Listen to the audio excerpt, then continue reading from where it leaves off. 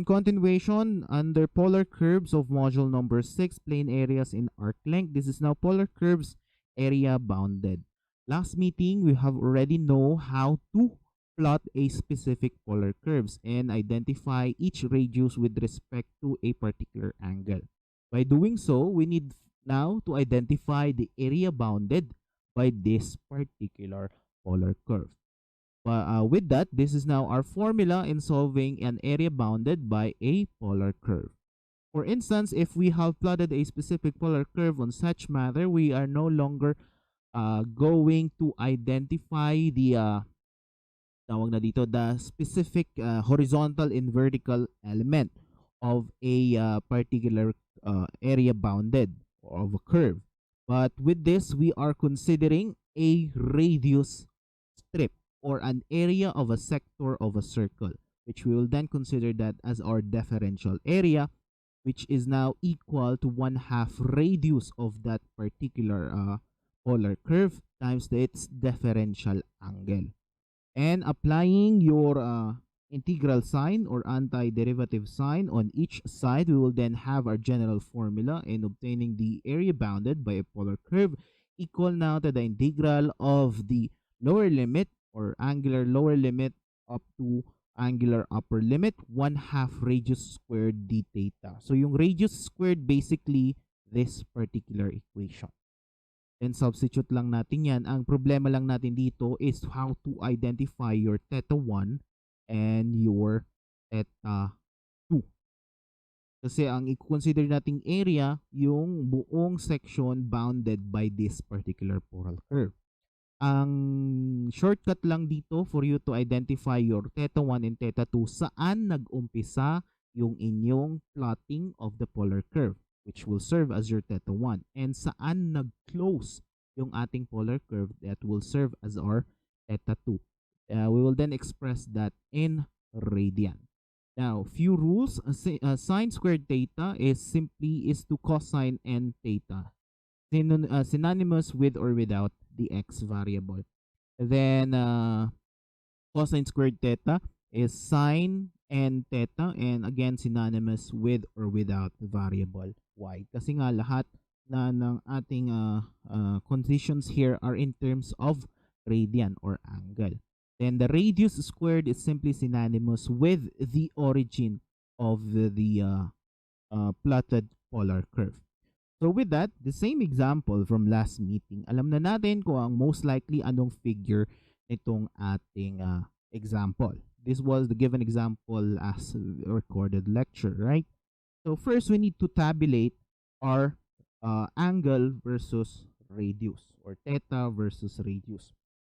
Para mas specified yung ating tawag na dito drawing, we need to tawag na dito lessen or decrease the difference on each angle. So that is 0, 30 degrees. Let us try by 15, 45 degrees, 60 degrees, tawag na dito 75 and 90 degrees, 135, 150, and 180. Remember that this particular polar curve last meeting has a symmetry starting from symmetrical starting from 180 to 360 degrees. So we'll just end our table at 180 kasi after 180 most likely parehas din yung susunod na coordinate points. Then substitute lang natin si theta with our radius equation. 0 degree, 3 minus 2 cosine 0 degree. Cosine 0 is 1 times 2 is 2. Then 3 minus 2 is simply 1a. Then same goes with the other values of theta. That is 1.27a, 1.6, then 2a, 3a, 4a, 4.1a, 4. Ano ba? 1a, 1.27, 1.6, 2, 3, limutan ko yung 120. 120, 135, 150, and 180. Then 4.73 and 5.8. So with that, starting from 0 degree up to 180, symmetrical yung magiging figure niya from 180 to 360. And plot your Cartesian plane.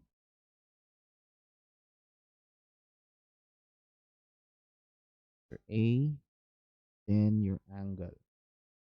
Theta.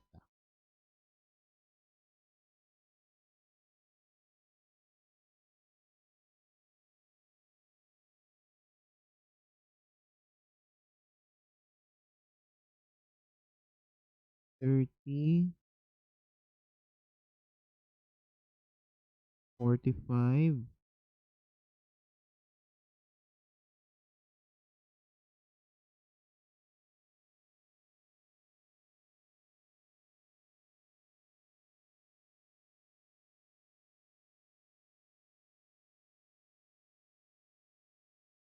45, 60, then 90, 120,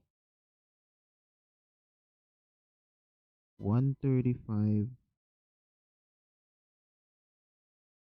150, 180.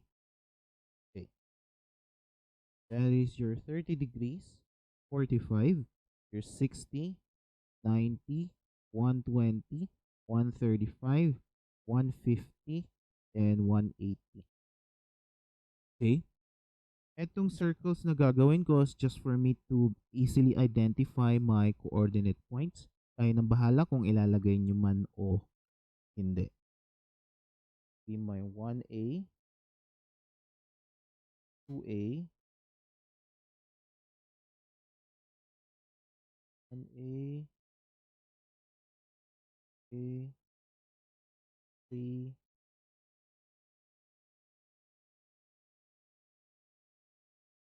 4.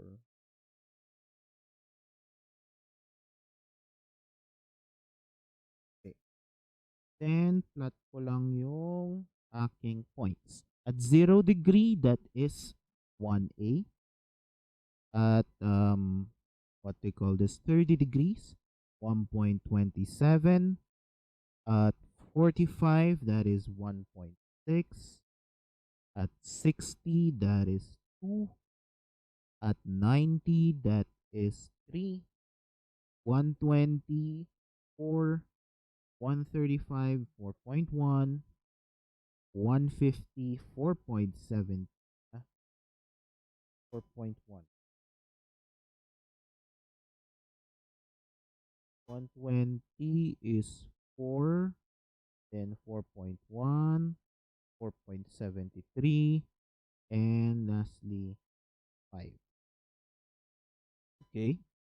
And remember that from last meeting, this particular figure will have will be symmetrical starting from 180 to 360. So most likely yung figure sa baba ganyan din. Okay? So with this, we'll have to determine now our area bounded by this particular polar curve. Pakinggan maigi kung saan nakuha yung theta 1 at saka theta 2. Okay? Then remember, for our formula, area bounded by a polar curve, that is now theta 1, theta 2, 1/2 radius squared d theta. Extract lang natin yung ating constant, which is 1/2. Then theta 1, theta 2. Radius squared, substitute your formula, which is a 3 minus 2 cosine theta. Hindi nyo na kailangang maghanap ng top equation at saka bottom equation kagaya ng horizontal vertical strip. This is just with respect to the origin, differential area of a sector. Then theta. Now, how about your theta 1 and theta 2? Your polar curve started already or has a particular radius already at 0 degree. So, at 0 degree, meron ng equivalent radius yung ating curve, which is equal to 1a. And by the end of that, that is at 180 degree, meron ding equivalent radius yung ating polar curve. So, from 0 to 180 degree and from 180 to 360. You may include 0 up to 360. Pero hindi naman natin sinama sa ating table yung values ng ating 360 degrees at mahirap nang i-compute yun later on. But with this, we can then identify na lang 0 degree up to 180. Then express that thetas or angles into radian. So, ano ang 180 in radian? That is simply pi. Theta in radian is also 0 in radian is also 0. Now, an addition to this is we need to multiply this equation by 2. Kasi yung limits natin only started from 0 up to 180. If we did not multiply this equation by 2, ang area lang na makukompute natin is yung nasa taas or yung kalahati lang nitong polar curve. So, multiply this by 2. So, 2 times 1/2 integral of 0 to pi of a squared times 3 minus 2 cosine theta squared. Okay? Then, d theta. Substitute or simplify, that is simply 1, 0 to theta. That is a squared of 9 minus 6, 3 times 2, 6 times 2, 12. Cosine theta minus 4 cosine squared theta and d theta. Then basically starting from here, you can then start performing your integral formulas. Remember, ang main variable lang natin dito is with respect to theta. So beside theta, other than that, the other values here are considered constant. So a squared is also constant, a is also constant, 9 is also constant. So with that, ilabas lang natin si a squared. That is, isahan ko na nga, simplify ko na nga, diretsuhin ko na 9 squared, 9a squared d theta minus 12a cosine theta minus 4a squared cosine squared theta. Then remember, cosine squared, this is now trigonometric function of cosine with an even exponent, that is type 2. So 1 plus cosine 2 theta all over 2. Then d theta. And transform.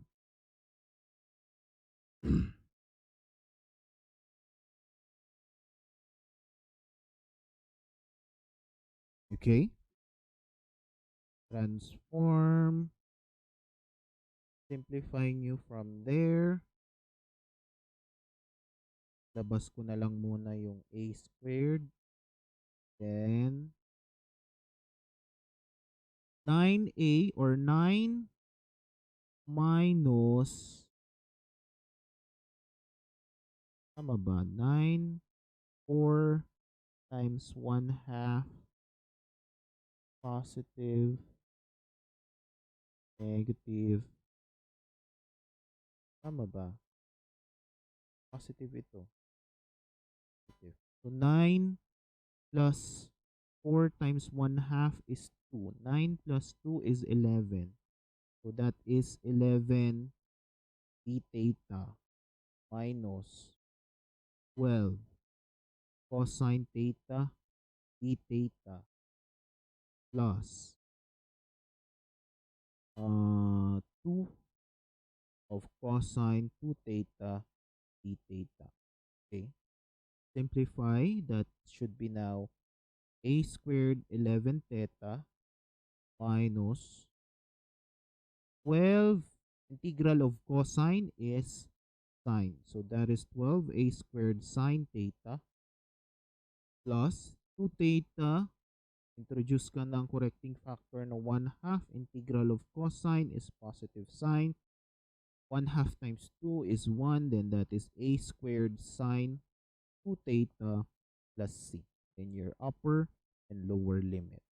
Substitute lang natin si pi dun sa ating theta. That is a squared 11 pi minus 12 a squared sine pi plus a squared sine 2 pi. Okay? Substitute mo si 0. Sine of 0 is simply 0. Sine of 0, 0. Theta, 11 times 0 is 0. So that is minus 0. Simplify. That is now 11 pi minus sine pi is 0. Sine 2 times pi is also 0. That is sine 360. So, ang sagot natin dito is simply 11 pi a squared. Square units.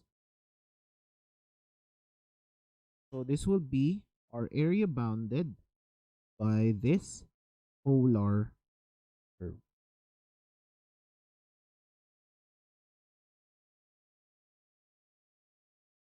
Then try the website I've told you last meeting to check if your plotted graph, plotted diagram or polar curve is correct. Okay? So, ito na ngayon yung ating area bounded by this polar curve. Question po.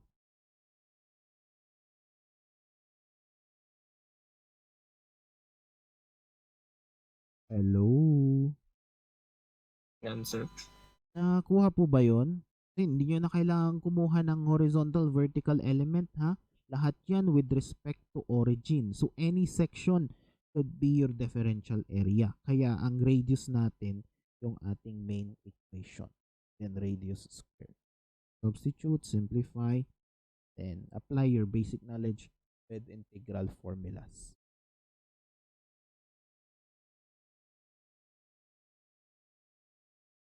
Now, how about if you're given this particular problem?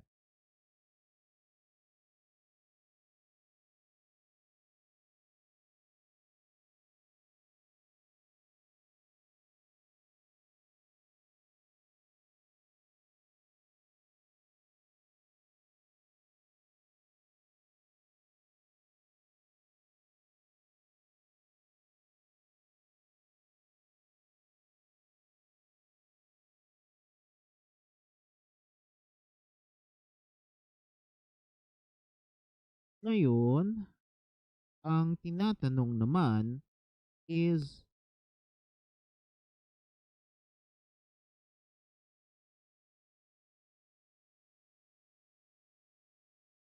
bagal ang internet. Now, how about if you're now asked to identify the area bounded by the inner loop of the given curve, such as r is equal to 1 plus 2 cosine theta. Ngayon, later on, pag na-plot na natin yung figure ng problem na to, ang tinatanong yung inner loop. Okay?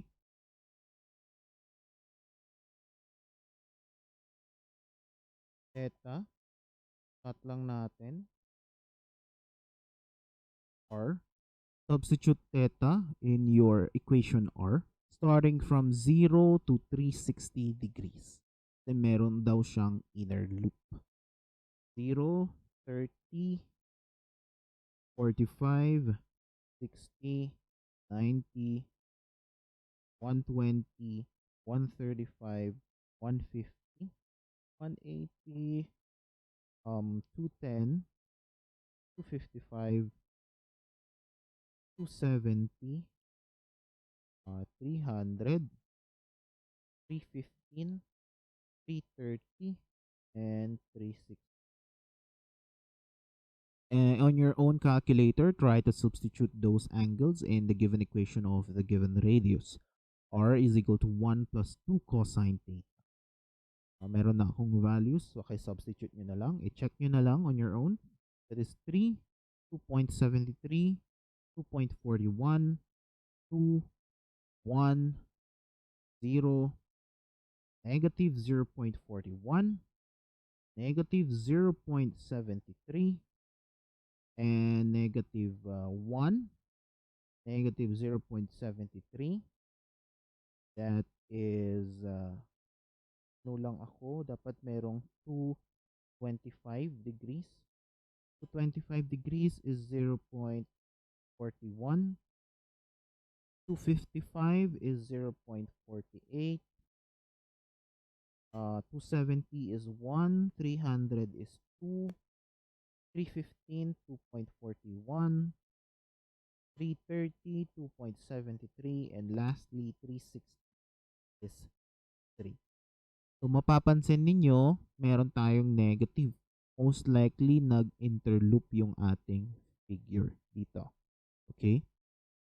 Check natin yung ating figure. Kayo na mag-plot yung mano-mano para mabilis tayo matapos. Gagamitin ko na lang to. That is 1 plus cosine theta. That is 0, 0, and 2 pi.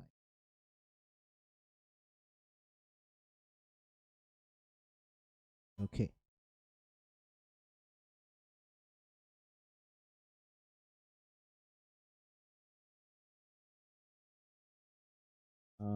Wait lang para ilagay ko doon.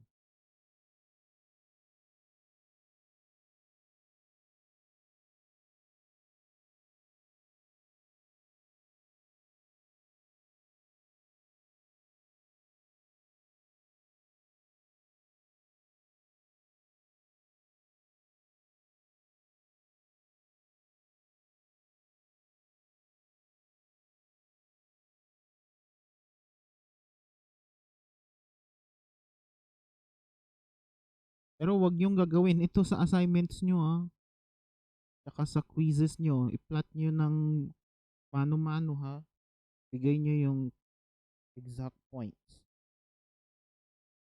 Just for me to finish the example fast. Ngayon, after plotting these figures in your Cartesian plane, this is your A, and this will be your radius. Papansin niyo at 0 degree, that is 3. At 360 degree, that is also 3. Then at 270, that is positive 1 and negative 1. Okay? At 270, positive 1. At 180, that is negative 1. That is at 210, negative 0.73, and so forth and so long. Ang tinatanong ngayon dito sa problem is what? The inner loop of the curve. Asaan dyan yung inner loop of the curve? Inner loop of the curve. Inner loop of the curve is here. Ito lang yung area na tinatanong. Okay? There are two ways in which you can solve this problem. Most likely, yung mahaba at saka yung maikli na solution. First is for you to solve the entire area of the given polar curve, then subtract. Or simply identify lang your upper and lower limit with respect to the inner loop. Ito lang naman yung tinatanong na area So, ito lang din yung kailangan nating i-solve for this one. So with that, we can solve now our area.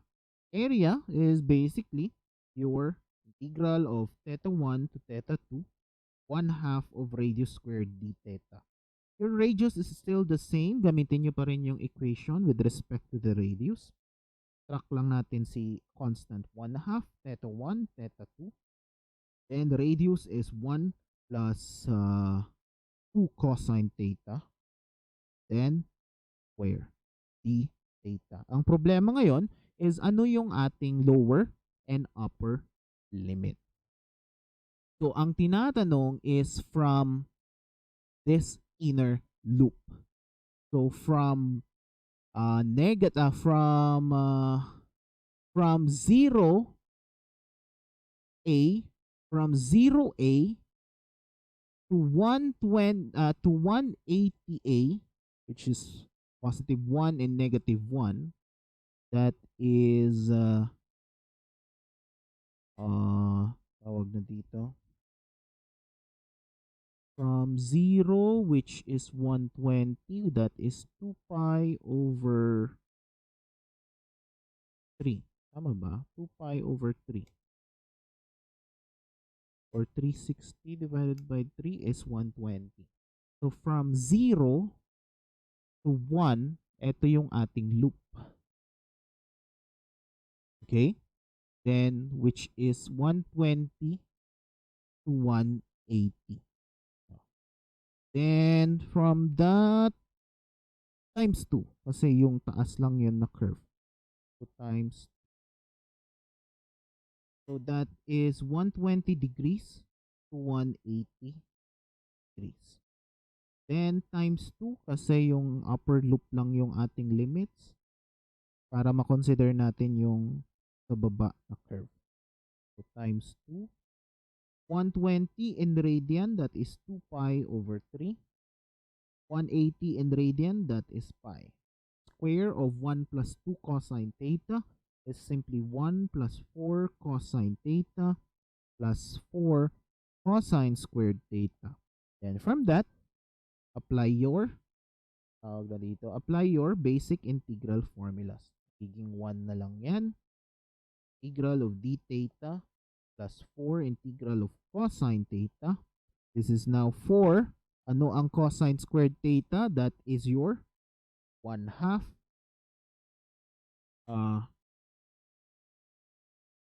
type 2 even exponent sine 2 theta all over 2 d theta. Okay?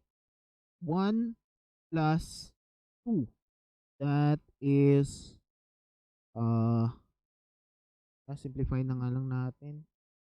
That is a integral of d theta plus 4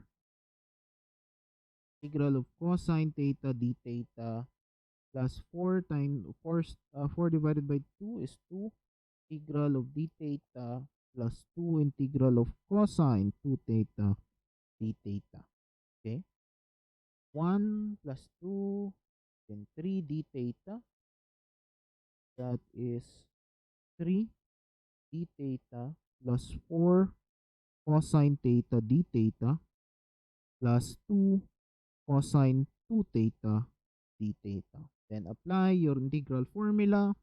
That is basically 3 theta plus integral of cosine, that is positive sine theta, plus integral of cosine 2 theta. Introduce tayo ng correcting factor ng 1 half. Magiging 1 integral of cosine positive sine 2 theta plus c. Substitute your upper and lower limit, 2/3 pi and pi. That is now area equal now to 3 pi plus 4 sine pi plus 2 plus sine 2 pi minus 3 of 2 pi or 2/3 pi plus 4 sine 2/3 pi plus sine times 2 of 2/3 pi. Then simplify. Okay? That is 0. That is 0. Is 3 pi minus 2 pi. That is square root of 3 over 2 and negative square root of 3 over 2. That is simply 2 square root of 3 minus square root of 3 over 2. Okay? And again, simplify further. That is pi minus 2 square root of 3 plus the square root of 3 over 2. And for that is 2 pi minus 3 square root of 3 over 2 square units. So, yan na yung ating final answer for the area bounded in the inner loop of this given polar curve. Okay? Huwag gagayahin na yung ginawa ko Gawin nyo yung curve. Show where did you get the points and plot it accurately. Ginawa ko lang yun para mabilis yung ating lecture. Okay? Yung website, gamitin nyo lang yun pang check ng inyong drawing. Okay? Kita ko naman. Question po. Sir, yung limit niya po, paano po ulit yun? Yung, So, yung limits natin, ang tinatanong is yung ating inner curve. Right? Yung ating inner curve. So, from 0, pwede rin namang 0 hanggang 120, pero eto lang yung ating curve. Pero from 120 up to this point, 120 up to, ano ba yun? 1 plus 2 cosine 180 negative 1. Tama. O, tama. From 120, 0. 135. 135. Hanapin nyo yung 135 dito. Dito. Somewhere here. 135. Kasi nag-close loop siya. 135, negative 0.41. Gets nyo yun? 180, negative, 135, negative 0.41. So, doon tayo sa kabilang side. Pumunta siya sa isang side. Kailangan ko nga i-plot. Wait lang.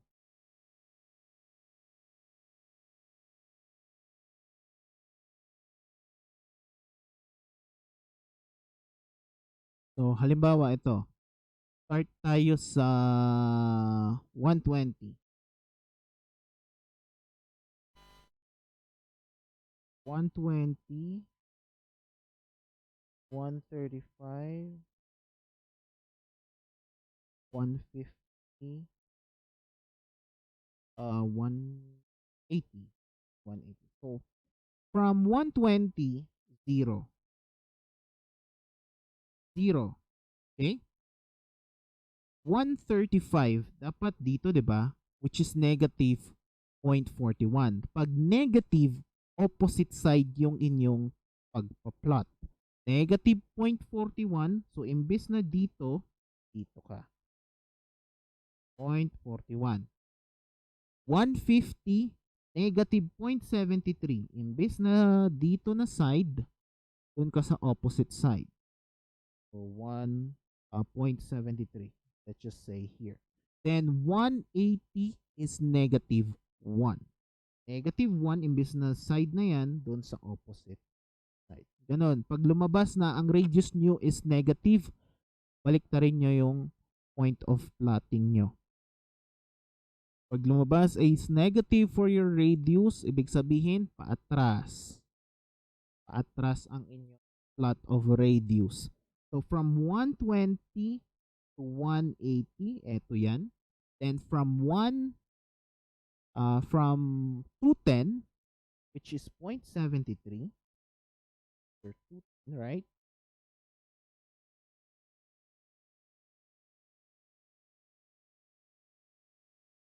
210, 255, 225, 255, and 270. Then from 210, negative 0.73, imbis na dyan, dito tayo. 0.73, 225.41, baba, 210, 225.41, then 255 is 0.48. So, positive. Ay, nalagpasan akong angle. Most likely, ganyan na yan. And from there, there. So, yan na yung ating inner loop. So, from 120 to 180 is your lower curve. Right? Then from 180 to 270 is your upper loop. So, ang tinatanong ngayon is yung area ng section na yan. So, pwede na natin gamitin yung limits natin from 180, from 120 to 180. Then, times 2 mo na lang para makuha mo yung area nung upper curve. Ito yung limits natin. Baba. 120 to 180. Then, times 2 para masama yung area nung nasa taas. Nagets po ba yun? Yes, sir. Nagets na? Yung iba,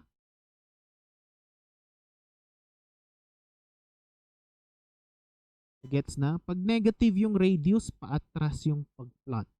Pag positive, forward. Okay?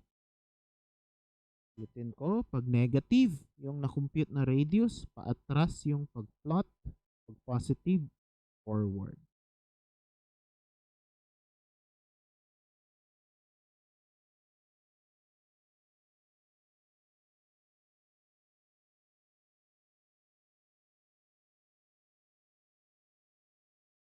Question po, Answer. now how about the perimeter of a polar curve? Kung merong arc length sa parabolic curve, of course, meron din tayong perimeter or perimeter arc length pagdating naman sa tawag na dito, polar curve.